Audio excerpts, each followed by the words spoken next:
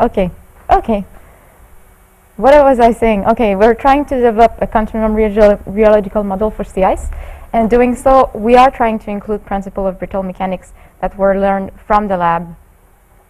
And our approach is also largely inspired from observational studies that have looked at the deformation of sea ice, mainly from two sources, so drifting ice buoys and satellite data. Here you see an animation of this data. That was actually the same data that was shown by Erlen yesterday. So this is RGPS. And what you're looking at actually are, in red, are what we call linear kinematic features. They're actually activated leads that concentrate most of the deformation. So statistical analysis of these data sets have highlighted three important properties of sea ice deformation. And these are anisotropy, heterogeneity, and intermittency. And these properties translate into coupled spatial and temporal scaling laws. Okay.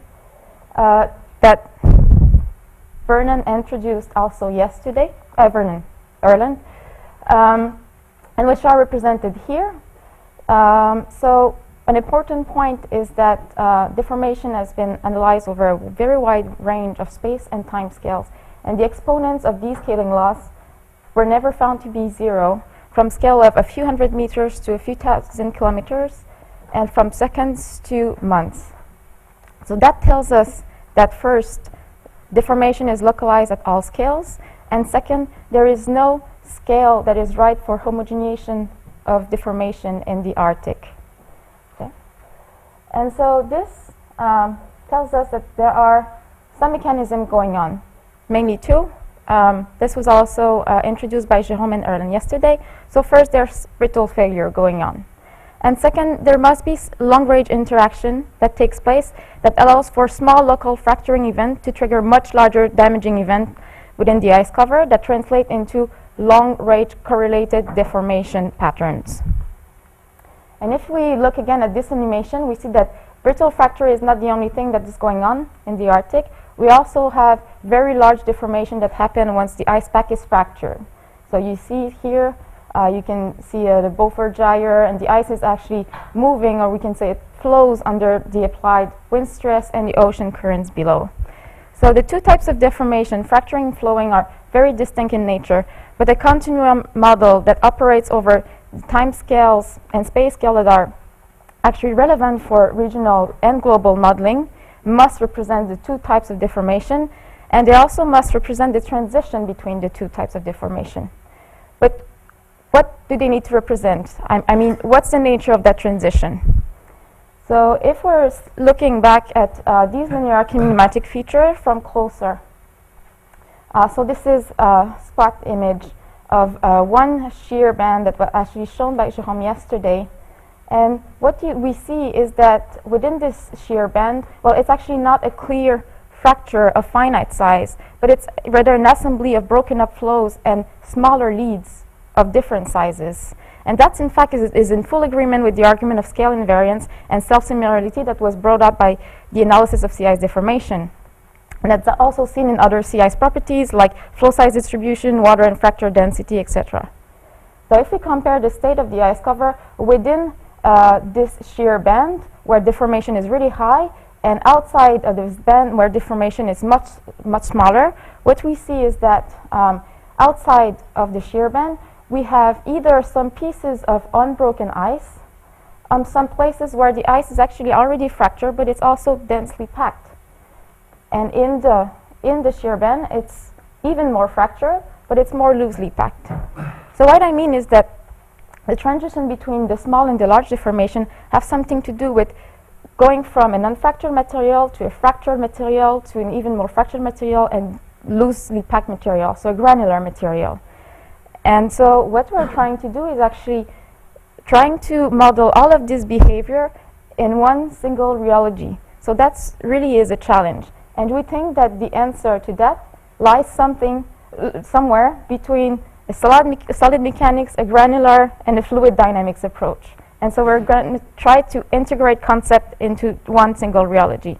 So to summarize, this is what we think a suitable model for sea ice should allow. So the representation of brittle fracturing process, a transition between the small brittle deformation and the much larger permanent deformation, and a transition that is consistent between a solid and a granular fluid behavior. This is a video that I think summarizes all the behavior we're trying to capture, and this comes from this is the famous storm event in the Beaufort Sea in 2013. So you can see right away what I mean by granular type phase. Here you have a fracture material that's grinded into very small pieces, and it really flows out of the domain. I'm just going to let this until the end because it's just a beautiful video.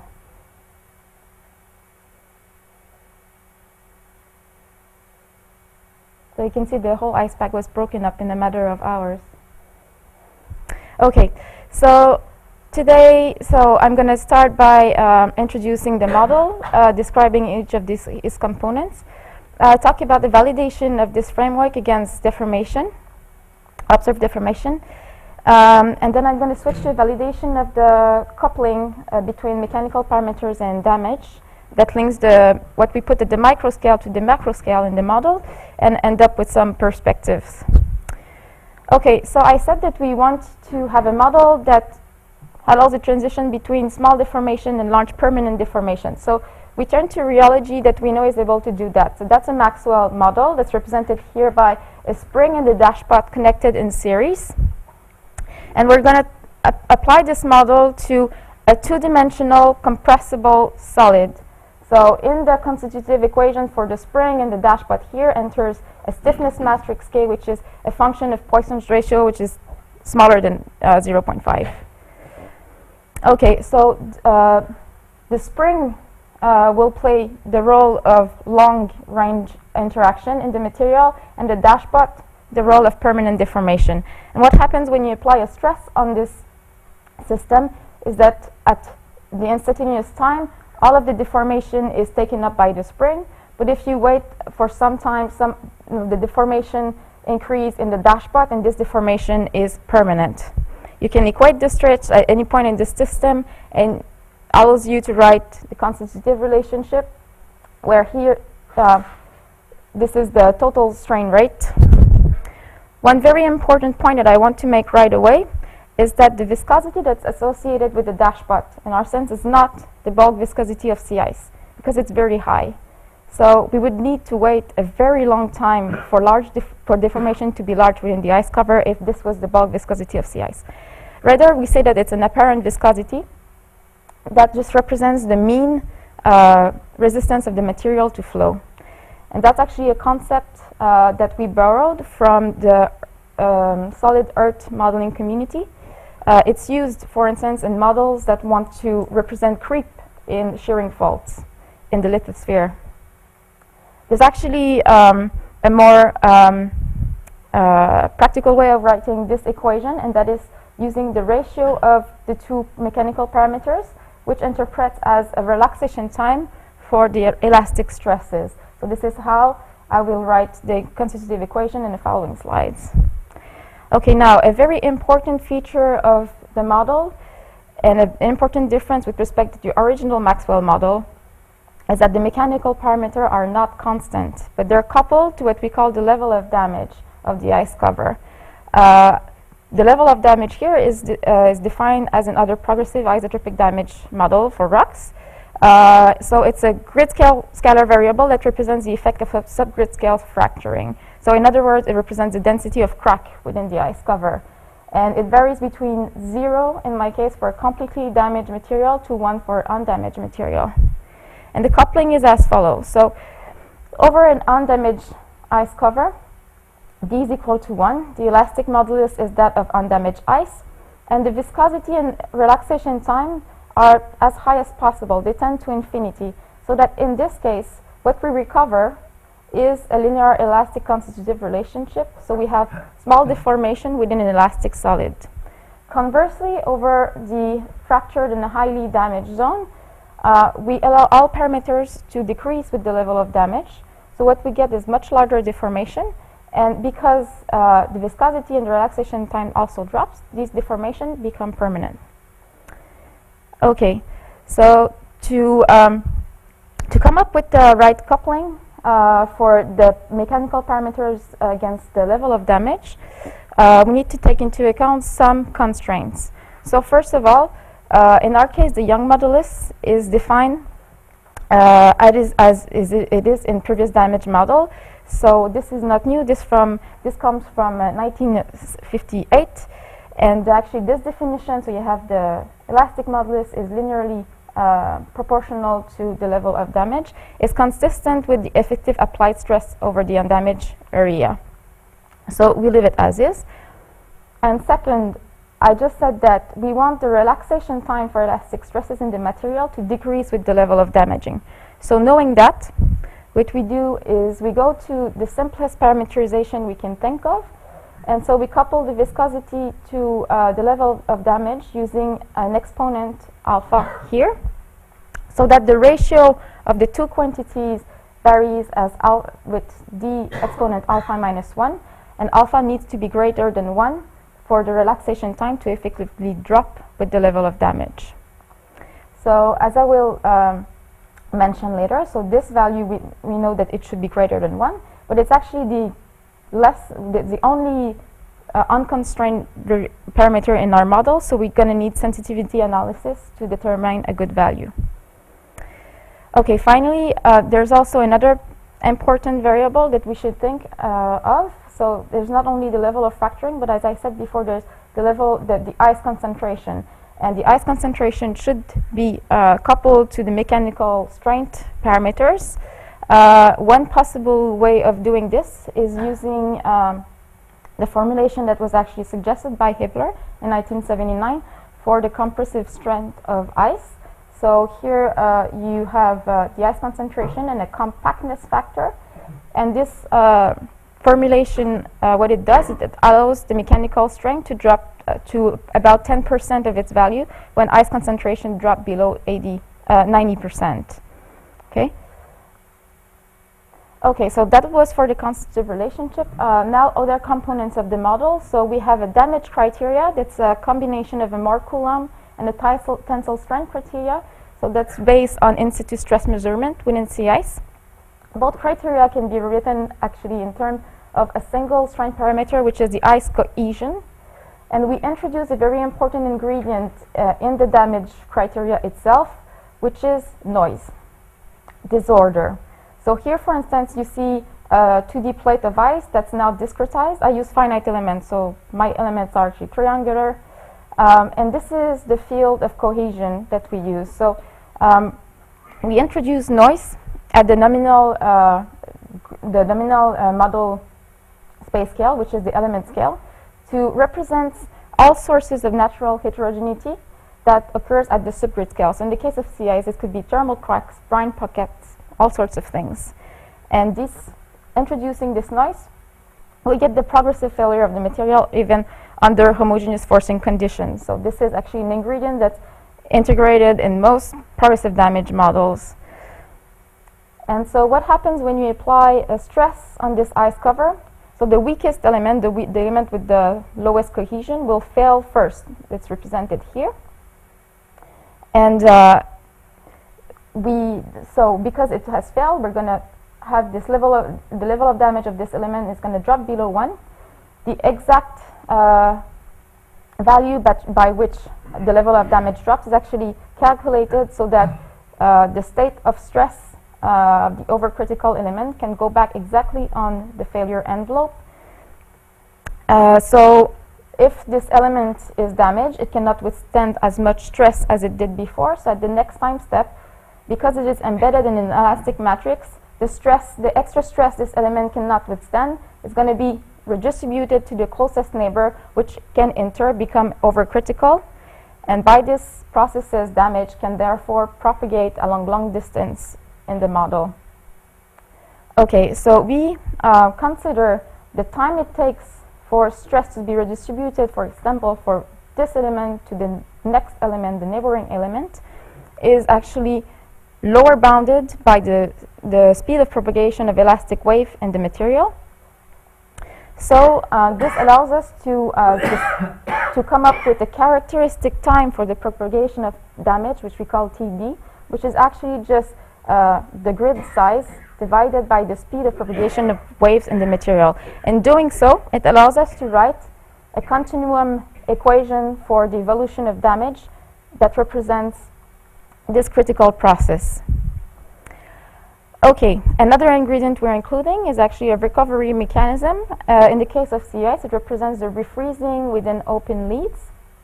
And there is a characteristic time associated to that, which is the time that it takes for a completely damaged element, donc d is equal to 0, to recover its undamaged state, so d is equal to 1. And we can have estimate of that time using lab and in situ experiment, for instance, the one that was presented at the beginning of this week. And the time associated with this healing process is much, much longer than the time associated with the damaging. But both processes act on the same variable, which is d. So in the model, they're combined in the single evolution equation for d. An example is here. This is the simplest healing parameterization you can have. In this case, it's actually considered to be constant, so it's just characterized by a constant rate of healing, which is 1 over th. Okay, so the missing ingredient is just the 2D momentum equation for sea ice. And this is all I presented so far. So this is the dynamical model itself in a nutshell. So because Jérôme promised that I would do so, I will actually talk about all of the ingredients that we include in this model. So as I said, the elastic component takes the place of long-range elastic interaction. We have a dissipation mechanism that's represented by the viscous-like dissipation term here. We introduce local disorder within the failure criteria. We have a threshold mechanism for the damage plus a recovery mechanism. And to that, we obviously need to add some mass conservation equations. In sea ice community, those conservation are written in terms of the ice concentration and the ice thickness, plus some transport equation for A and H or other properties if they are in your model. I won't go into the numerical scheme, but just to make the precision, in all of the simulation I will present it here are using finite elements.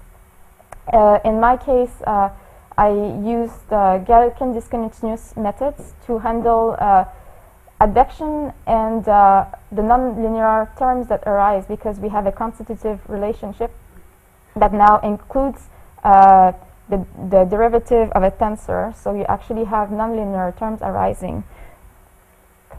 Okay, so first I'm just going to give you a feel of what the model is doing by showing you this very simple experiment. So here I'm just compressing uniaxially this rectangular plate of ice by applying a constant velocity on the top edge and maintaining the bottom edge fixed in place. And so the velocity that I apply is constant in time, so that's the simplest forcing you can imagine.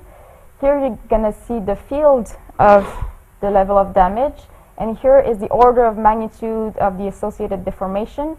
Here you see the loading curve, so stress again, time or deformation is the same, and the integrated damage rate over the whole domain. Okay, so what we see right away is that we have cycles of very rapid relaxation of stresses that are associated with the formation of a lead, and long recovery periods. In some instances, we also have periods over which the stress stabilizes and the damage is sort of continuous, which represents a creep in a fault, and in this case, the fault remains active for some time. Okay, we also see that the signal is obviously very asymmetric in time, and in space, it's also very naturally anisotropic. Okay, the important point of these very simple simulation is that the complexity that we get obviously doesn't come from the forcing, because the forcing homogeneous is very simple. So it comes from all of the ingredients that you have included in your mechanical framework. One point I want to mention now is that, let's see. Okay, first of all, we obviously analyzed these deformation and damage fields and found out that they were indeed heterogeneous and intermittent, and that we were able to retrieve the spatial and temporal scaling laws that we were looking for. And now I want to say a few words about the fact that I have an unconstrained variable parameter in my model, which is this alpha. So the way we found out a good value for alpha is also through these simple mechanical experiments. So basically, we found out the value of alpha that gives us the highest localization, that is localization at the nominal grid and time scale in the model. And doing that, we get a value of 4. So in all of the simulations and experiments I'm going to show you today, this parameter is fixed to this value of 4. Okay. So an important development of this work, which is very recent, is that this rheology was integrated into a sea ice model that's called NIXIM. It is developed by colleagues Pierre Rampal, Sylvain Bouillon, in particular at NERSC. So this is a Lagrangian model, and it's a standalone model for the moment, but it does use realistic atmospheric and ocean forcings. So here the simulation integrates the rheology with the value alpha is equal to 4, and the dependence of the sea ice concentration is inspired from Hibbler. And it includes a thermodynamics component. So that allows us to do simulation over long time and space, well, large space scales. So here are a simulation of, it's 1 year long in the Arctic, and what you see here is the ice concentration and the ice thickness. Those fields were initialized using reanalysis data. So again, this is just to give you a feel of what the model is able to do. So you see in the winter activations of faults, which are in blue here. And then we're going to spring, and we have a much looser pack with the granular type behavior. Well, it looks like. So let me just leave this until the end again. So still in the winter. And here comes spring. And finally, this is the end of the summer. Okay, so these simulation allowed us for the first time to do validation of the model against the observation we have for deformation. So basically our GPS data. So here you see the RGBS data itself. So it has a time resolution of 3 days. Here is the model mapped onto the spatial coverage and the time coverage of the data. And you see an animation of the 3-day composites. Okay, so for each 3 days composite, a coarse graining analysis was made to calculate the mean deformation rates at different space and time scales. So an example here is here at the bottom. So you see the shear rate per day. Here the PDFs are made for a spatial resolution of 10 kilometers. So you see the distribution of these deformation rates. Here is in log-log scale, and here is a semi-log scale. And first observation we can make then translates the fact that the model and the deformation points to a self-similar process is that these PDFs are heavy-tailed, so they have very large deformation values that are out of the Gaussian basin of attraction. And this translates into power law tails. And on the right, you see the scaling analysis of this data. And because the PDFs are not Gaussian, we didn't only analyze the mean, but they also analyzed the variance and the skewness to describe the whole distribution. So you see that evolving in time. Okay. Here is the data, the mean data for the whole winter period that I just showed. So one first observation is that the scaling are very good agreement between the model and the observation. So the scaling exponents here are equal within their margin of error. And so this tells us that the model is able to reproduce the scaling, which here goes from 10 kilometers to 400 kilometers. Beyond 400 kilometers, what we see is a finite size effect due to the fact that you approach the size of the Arctic basin itself. And we can go further and say few things about that. So you see that the structure function, the exponent against the moment of the distribution, is actually convex and quadratic. That tells us another thing, which is that the scaling is multifractal, which means that there's not only localization, but localization increases increases as you decrease the scale of observation. It means that you have larger deformation events at smaller than at larger scales. And the degree of multifractality is in very good agreement between the observation and the model. So that was the scaling in the space domain. Now in the time domain, they did the same thing. And again, you see a good agreement between the model here is in blue. I'm sorry for the green line. And the observations are in black. And so one important point, though, here is that this scaling analysis goes only from a scale of 3 to 20 days. So it's actually not enough to do a full multi-scale analysis of the data. We tried it nevertheless, but it's actually inconclusive. We cannot say from the result if the scaling is multifractal or monofractal. But the main point is that there is a good agreement, again, between the observation and the model. And of course, we can validate such model against other observables, so stress states, statistical properties of sea ice thickness distribution, lead fraction, effect on heat and salt exchanges. That's actually ongoing work at NERSC, but this is not what I'm going to talk about because this is a fracture mechanics workshop. So I'm going to stick to the mechanics. And okay, so the last point I want to make is that in this model, we have introduced the concept of an apparent viscosity in a rather ad hoc manner, and it was to represent the transition between the solid, the small deformation phase, and the large deformation phase. But what we really want is this transition to be consistent with the transition between a fluid, a solid material and a granular fluid material. And so let me explain in more detail what we're looking for. So here, for instance, is a granular material that you see is sheared at a constant pressure. And one of those apparatus here, which is actually, this is a cut of the apparatus, is actually circular. It's kind of a wet flow analysis. The rheology of dispersion of solid particle have been extensively studied in the context of deriving an effective viscosity for these materials in the dilute regime. The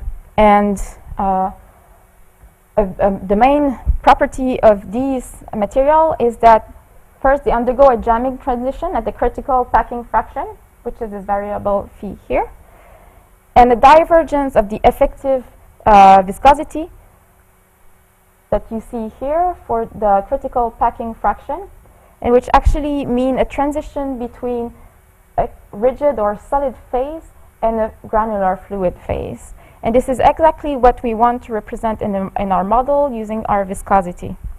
Okay? So, to summarize, what we want is that our viscosity diverges to represent the transition between a solid a rigid ice cover and a granular fluid ice cover that will undergo large deformation. So we want to get this kind of parallel relationship that characterizes this transition. And for the experiments that I'm going to show today, these are actually the simplest experiments. So in these experiments, the mechanical parameters are only coupled to the level of damage. So the level of damage is actually what represents the packing fraction in our model. Okay, so we want to verify if by prescribing this parameterization, our coupling between mechanical parameters and the damage, at the micro scale, so at the scale, we prescribe this at the scale of the element in the model, if at the micro scale, we can get this sort of behavior and this transition. So I'm going to show you experiments in which actually I'm not distinguishing between the viscosity and the Young modulus, the elastic modulus. I'm only looking at one property, which is the ratio of the two, so the relaxation time. But it's actually easy to show that if the relaxation time itself diverges, then the viscosity doesn't have a choice, it needs to diverge too. Okay? So yesterday we were wondering about if actually all of the work that was done in the lab does really inspire the development of models today. So I just wanted to point out that the experiments that we came up are completely inspired by stuff done in the lab, and even old stuff. This is stuff done in 1970s. Okay? So you don't have to worry that stuff done 40 plus years ago is not recycled today. It is. Okay, so to study the phenomenon of relaxation, we're going to do what we call compression and relaxation experiments. So what it is that you take a sample, in our case it's ice, and you compress it, you compress it, so microcracks are forming, all sorts of damage, or you can even have plastic deformation in cases of other materials. And at some point you stop the loading and you hold the deformation constant, and you monitor what is the stress in the material, and so you look at the relaxation of stresses over time. Okay. One advantage of doing this with a model with respect to in the lab is that in the lab it's very hard to go beyond the fracture itself. With a model we can do that. It's actually what we're going to do. So the experiments we've came up is a uniaxial compression experiment. Again, so this is a square piece of two-dimensional ice that I'm compressing by prescribing a constant velocity on the top edge and maintaining the bottom edge fixed. Okay, and so but during the loading phase, you let damage evolve. And one important point I didn't say is that I'm not looking at ice concentration. There's no mass conservation here, so there's only damage. This is only the bulk dynamical model here. Okay. So during the loading phase, you let damage evolve within the material. Okay, so you have an initial perfectly elastic behavior, and then you diverge from this behavior because damage is going on. And at some point, you stop the loading, and you hold the deformation of the plate constant. Okay, and at this point, you calculate the mean integrated damage over the ice plate. And you preclude any further damaging. And so basically what happens is that at this point your mechanical parameters are going to stay constant, and what you monitor is the macroscopic stress on this plate. And the goal is to relate the relaxation time of the stress to the mean damage in your plate. Okay, one important point is that this is the constitutive relationship that's integrated in the model at the micro scale. But now we have, you're going to have a damaged material. It's anisotropic, so we have no idea if this constitutive relationship holds for at the macro scale. So if it does, the answer will be simple. You can calculate the relaxation time with this analytical solution, so it's an exponential. But in our case, we don't know what's going to happen, so let's see. Okay, so this is the experiment done for different values of mean damage at the point of at the point at which the loading is stopped. So what you see here is the field of damage within the ice plate, the corresponding loading curve, so this is stress against time. And here at the bottom is the PDF of the value of relaxation time that correspond to this field for each experiment. So as I said, we do that for different level of damage, so we load the plate further and further. And so we get different relaxation, we'll get different relaxation time. And what we find out is actually that the exponential model holds, but the relaxation is actually, the stress is described by an exponential with two terms. And if you think about it, this makes sense. So the first term actually represents a very fast relaxation, and the second a much slower one. And what it corresponds to, if you look at the the value of the relaxation time and you place it, you look at where does it fit in your distribution. So for the first relaxation time, you see that it actually corresponds to the tail of the distribution, so to the most damaged element, so it represents the relaxation within the fault. Well, the fault, the lead. I'm always saying fault. And the second relaxation time actually corresponds to the undamaged areas that relax at a much lower rate. And at some point there is a transition and it switches back to the highly damaged areas. And that actually, this transition happens at the point at which you have a lead that crosses the whole system. Okay, now if you compare what we've put in at the micro and at the what we get at the micro scale, so this is the parameterization we have prescribed, and you see that at the micro scale we actually have a divergence of the relaxation time that is much more important, well, a variation that's much more important than what we have prescribed. But it is not clear from this graph if it's actually diverging. So let's see. So let's assume it's not diverging and we plot it in a log-log plot against 1 minus the mean value of damage. You actually start seeing a transition. So in the case of the highest viscosity, this transition actually happens, as I said, when the fault actually crosses the whole domain. So it's mostly set by the geometry of the experiment. Okay.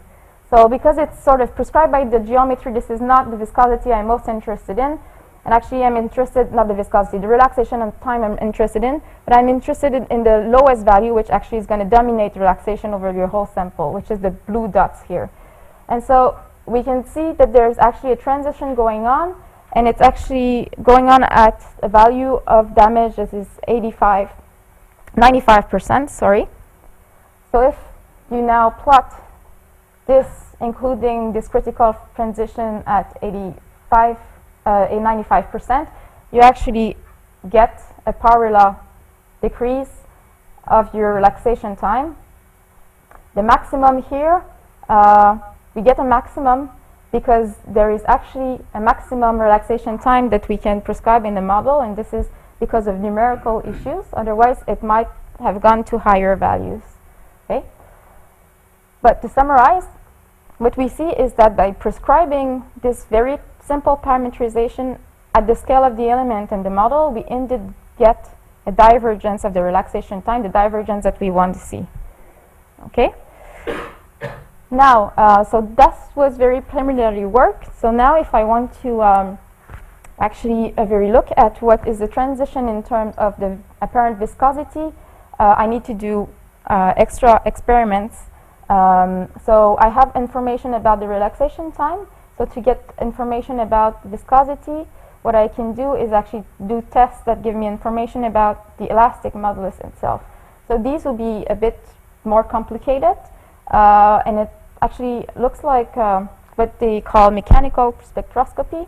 So what it is actually you do a loading experiment. Again, you stop it at a certain point of damage, and you preclude any further damaging at this point, and also any viscous dissipation. And you start applying a load, for instance, a sinusoidal load on your system, and you monitor a load against deformation. And if your material is elastic, it gives you actually the elastic modulus. Okay? So this is test that I plan to do to be able to pinpoint what is the behavior of our viscosity in the model. And then what we can do also is sensitivity analysis on different parameterizations. So we found a very simple parameterization that gives us divergence, so a fluid to a solid transition. But there might be other parameterization that do that and allows us to represent things in a better way. So we need to eventually do sensitivity analysis on that. And finally, a very important point is that, as I said, mechanical parameters are not only dependent on the level of fracturing, but in a sea ice model, they also depend on sea ice concentration.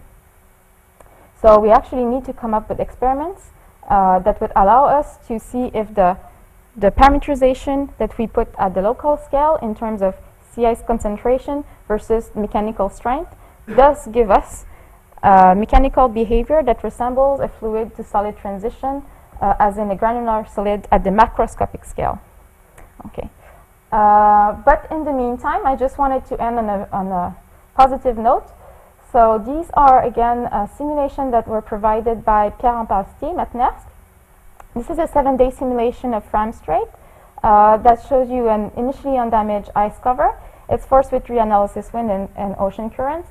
And in this simulation, Pierre has integrated actually the exact same parameterization we use with the parameterization of Hibbeler for dependence of sea ice concentration. And what they obtain is something that looks very promising in terms of transition from a solid to a granular behavior.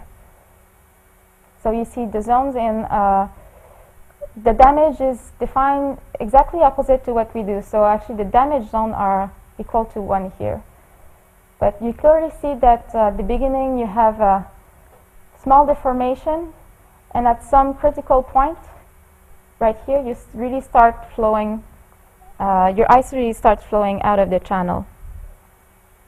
Okay, so to conclude, we have developed a model trying to include principles of brittle failure mechanics, granular mechanics, and even fluid dynamics. And this, all of the ingredients we put in, so long-range elastic interaction, a threshold mechanism representing damaging or fracturing, disorder, a recovery mechanism, and a dissipation mechanism for the stresses. And so these are the initial goals that I point out at the beginning of the simulation. And we can say that the 2 first goals are attained. So we do represent brittle fracturing process in terms of localizing at the nominal space and time scale in the model. So we get the anisotropy, the heterogeneity, and the intermittency, and the related spatial and temporal scaling laws. And the third point is actually ongoing work. But I just want to finish on a very important point, is that we should always verify that in the model, the parameterization that we put at the scale of the element, because that's where we solve the equations, right, do give us the right behavior at the micro scale in the model. And it's important to actually verify that and come up with experiments that allows us to see that this is really happening. Okay, this is it for me. So if you have questions.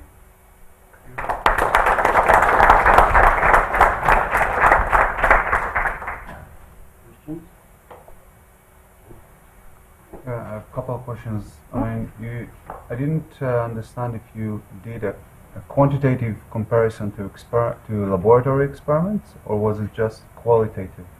To the what? Is there any comparison? I didn't get it. If you did any comparison to laboratory experiments? On the you mean on the relaxation time of the anything about the rheology? No, on lab experiments. No, there's also a matter of changing scales. So the principle are issues from laboratory experiments. The values are scaled from the laboratory to the scale of observation and the scale of the Arctic. But we didn't do any lab experiment to validate the global or the regional sea ice model itself. No, I don't know if that would be that would be great. I don't know if that's one of your possible. last arguments was that there is a sort of relation between the micro. Yes, but that what I mean in this sense is more what you put in a model. So the point is to say that there's actually no scale of homogenization. So if you put the parameterization in a model, you cannot really expect that what you put in at the micro scale will be exactly what you get, because you have interacting elements interacting via elastic interaction. So for instance, we didn't put anisotropy in the model. It's a completely isotropic rheology. But what you get at the micro scale is actually you have the anisotropy emerging, So it was in the sense of the model. So you need to verify that what you put in at the element scale, the scale at which you solve your equations, give you what does that give you on the micro scale, which is a scale of a couple of interacting model elements. Okay, so now another question is, you showed several rheological models. I think initially it was like a convective Maxwell model, and you had this nonlinear term. Yeah, well, You had it's a full actually derivative, full-time derivative. I think it was something like that. yeah. And then you showed a non-convective model. Okay, so yeah. So what's your question? What's your No, actually your question? I mean, you showed several rheological models, but No, what I show is that okay. Okay, we start from there. So this is the Maxwell model. So the idea behind the Maxwell model is the same idea that we want to get. Is that we want a model to the main property of the Maxwell model is that it partitions between two types of deformation, right? You apply a stress, you get two types of this model had a deformation. full derivative, full-time derivative. I do too. Yeah. Yeah, but eventually I thought that at the end of the talk you... At the end of the moved talk, it, I showed small deformation experiments, so there's no advection terms, or yes. Yeah. They're neglected. I had a question about the damage. At some point, you mentioned that the damage variable could be thought of as representing a packing fraction, Yeah. which seems like you're thinking about it in terms of there being some areas where you have ice and some areas where you don't have ice. So it's almost a binary thing rather than a continuum. And then you're thinking about the damage as some larger scale. Well, the damage is actually a variable that represents what happens at the subgrid scale. So at the subgrid scale, that's what you think about. You have fractures and you have intact ice. You know, you distinguish the two. So in a sort of standard damage model, there's always material at every point. Yep. But it seems like in what you're trying to describe, at some locations you expect there to be a lack of ice. No. In other I words, see you have what. open, Yeah, I you have see what open you mean. ocean. It's not. We're not trying to describe ice versus open water. What you need to. Yeah, the highly damaged zones are highly crushed ice. It's not supposed. In the sense of other progressive dimension model, it's actually not supposed to represent open water, and this is why there's actually two variables that are included. So there's damage and there's ice concentration, which represents that. So then I shouldn't think of damage as a No. packing fraction. Yeah, I think you mentioned that. Yes, exactly. So this is the thing is that the two variables are coupled to the mechanical parameters. So you cannot uncouple that. So we want the response. The parameterization has two parts, and we want the response to be consistent. So we first did experiments looking only at the damage, what it does on the viscosity, and this is why the ongoing work is to look at what it does with the ice concentration and the whole parameterization altogether eventually. Yes. So yeah, this is just fractioning the work in two steps. Yeah, very then- inspiring talk. It's good to see some real progress in that field. And so maybe it's a follow-up question. How could you relate damage and flow size that we try to? It's this, the size of the fragments Yeah, I know. separating cracks, but when they are in full contact, then it's hard to see from space or from any Yeah, I picture know. that they are separated. But we can, with different methods, try to guess that there are cracks, either by flexural bending or any other damaging processes. That's actually Pierre is working on that. So trying to translate observation into a damage variable. So he would be much better than me at answering this question, but it's a very important question. This is a parameterization that's used in progressive damage model. It works, but it would be actually very great to relate that to an observable like flow size distribution, and that's work that remains to be done correctly. But So- knowing that flow size distribution is also very difficult to observe. Yeah. You know, Yes. it's not Yes. that easy. Can I? Yeah. So one big also problem or challenge we have in trying to, for the wave propagation is we know there is dissipation, there's energy, and then it must go somewhere when you have that damage or Little louder, Donnie. Sorry? Little louder. Oh, sorry. Yeah. So basically, is how does energy is treated here? Is it? Is sorry, energy? Yeah. Well, okay. To answer your question, so I presented the model and the constitutive equation, and it recently changed. Okay, to have it written in conservative form, meaning that it conserves, it meets the second principle.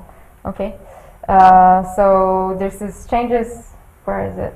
That I'm eventually gonna. Well, it's actually included already in the simulation. I just didn't present it in this talk. But it's true that when we thought about the Maxwell model. At first, we just thought, okay, well, let's have the Maxwell model, but let's have mechanical parameters that are not constant and depend on another variable.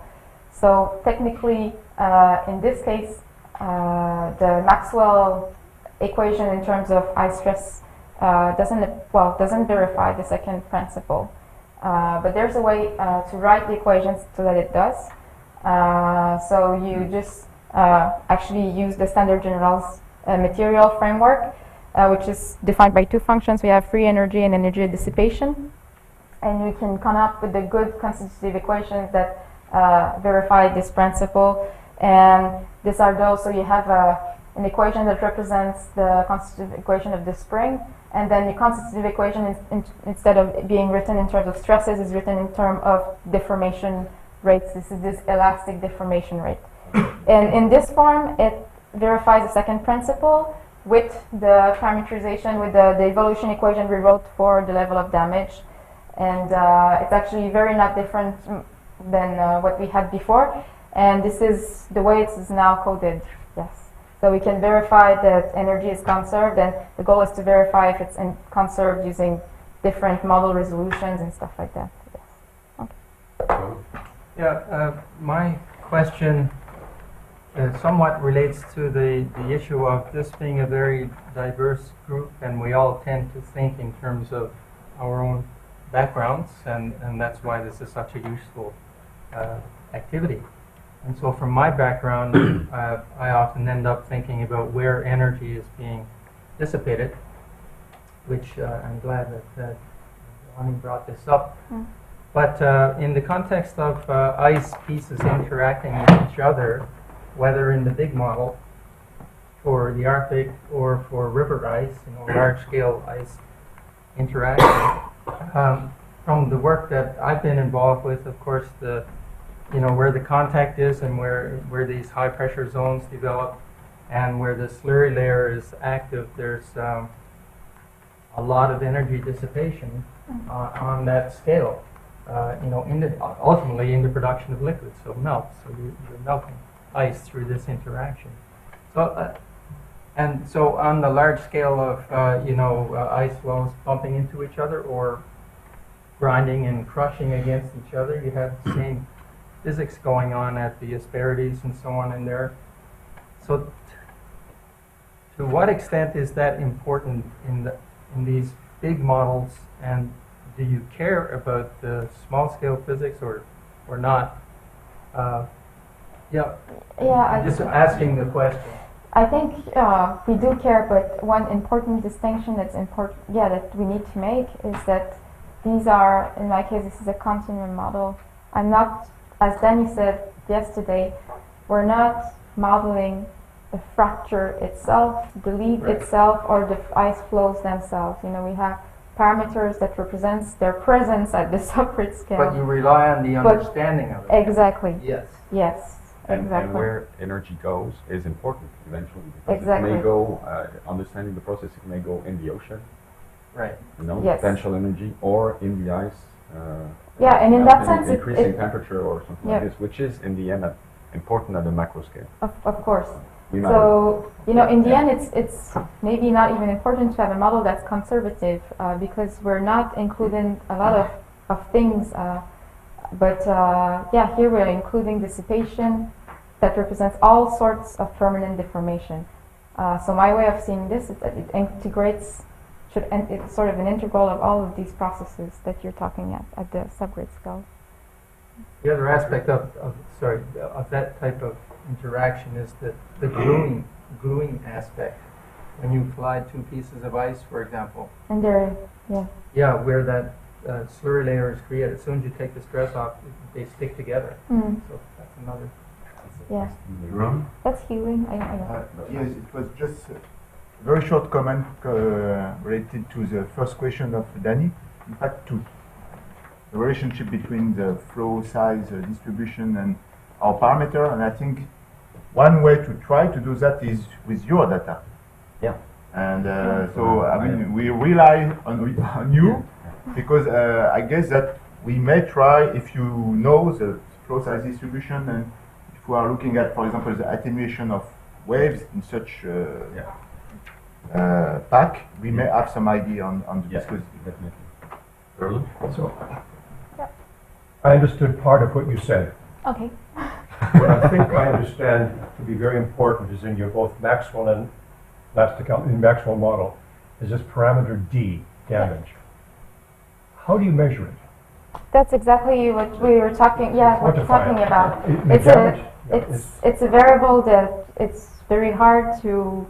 Well, it's not measured from observation, so we need to relate it to observable, and that's the issue we're discussing. Yes. I don't ask the question lightly because we've been trying to quantify ourselves in the laboratory. Yeah. It's not a zero order tensor. It's a second order tensor. Yeah. And it's not easy to deal with. Yeah. And it can be very misleading. I love the concept. It's very easy to think about it. Mm-hmm. But when you say, I need a number, you say, okay, what's that number? Then you start pulling out your hair. Yeah, of course. No, in our case, it's a parameterization that works, but it's another business to link it to observables. Yes. Yeah, continue this kind of non-understanding here coming from a different field. So maybe you can clarify.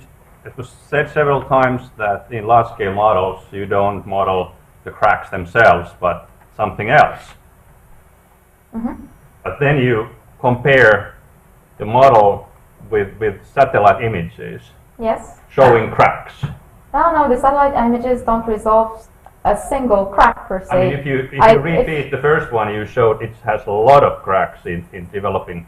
Very nice cracks where running the clear straight cracks on the left hand side of the video. So those are the video, yes. They are cracks. Yes. But in a lot of cases, and okay, let me see. Okay. And we also need to think that the video is another scale than this, but in a lot of instances what you get is it's not like I said, a finite size crack, and that's actually what the deformation tells you. So if you had cracks that were all of a finite size in the Arctic, and we can tell what's the finite size of those cracks, we would see characteristic length scale.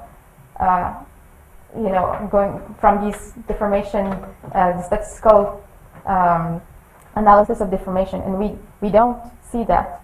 So this means that you have cracks concentrating deformation in one scale. If you look zooming into the scale, you have more and more cracks and more, well, cracks and places when you concentrate deformation. So we don't need to think as cracks as something of a finite size, like the very nice one that was just freshly from the video. And I mean, I think if you're zooming into that video, what you would see is much more distinct ice flows within those cracks. Okay. All right. Good night. First of all, it's great modeling, so investigations. I think that the discussion about measuring damage parameters also, it's 50, 60 years in damage mechanics discussion about this. So this cannot be measured because it's too complex phenomena. So it's something that is accumulated everything inside. So you cannot measure this. So what is done here, it's perfect. It's really showing everything. And also the question about the cracks. So what is a crack? If you partially answer this question, But even the crack is different. If one is a piece of crack is in contact, a piece of crack is not in contact. So what you can see visually, it's not what is really done in the contact mechanics. So this is really, you should not, I mean, be too strict and too fussy to the model. Model is perfect, I think. I would like to ask the question: have you tried to understand what is disorder mechanism doing here? I mean, what you introduce? If you take this mechanism off, what happens to the model? That's a good question. So disorder is only important if you start an experiment from a completely homogeneous state and you apply a homogeneous forcing on it. So in this case, the answer is trivial. It's going to break everywhere at the same time. So we put in heterogeneity because the ice is not a continuous homogeneous plate and it doesn't break everywhere at the same time. But noise is only important to get the first heterogeneities arising in the model. As soon as you have a bit of damage, a few cracks here and there, the model doesn't absolutely see the field of homogeneities we give it. So it does not prescribe the behavior. It's really just something, it's an initial condition to... Okay, so you can plug initial condition instead. Yes, so for instance in the last video I showed you, which was in the France rate, they don't even put disorder initially. And because you have disorder from the fact that your wind for this thing is not perfectly homogeneous, you get localization, right? So it's not essential in the Arctic scale, let's say. Just a small comment on Yuka's comment. So if you take oxygen and carbon dioxide in a jar, you don't want to know concentrations of the gases. You don't model position of each molecule, but you know the concentrations. It's some kind of analogy here. You don't model every crack, but you know some kind of distributions or concentration of the cracks. We had one question over there. I was going to ask about disorder as well. Okay, okay. Kai? Yeah, well, I just comment to Jukka that it seems that in this seminar and earlier seminars, scientists jump into strong conclusions to support something what they want to support. Because I actually dispute with Jukka, I mean, that these are cracks. You have to be very careful when you say a crack, because I think that you refer to fracture mechanics and all that kind of thing. So you have to be very careful. Those are openings. And actually, those are just steep gradients in a continuous field. So they are what they are really have to be. You have to be very careful before interpreting that in your own preferred way. Sort of, it's convenient truth. I call that sometimes. Sort of. So I'm going to ask the last question. Could we go to slide 16? Yeah. This is 16. Yeah. Is that a good one? Yes. Yes. This is in... You go to a lower scale. What's the lower scale you go to? The lowest is 10 kilometers. 10 kilometers, okay. Yes. Yeah, it's 10 to 400 kilometers. What sets the lower limit? It's actually set by the data that we're comparing it to. It's RGPS, which has a resolution of 10 kilometers. That's why we don't go beyond. Because the model could, but yeah. All right, we are a little late. Thank you.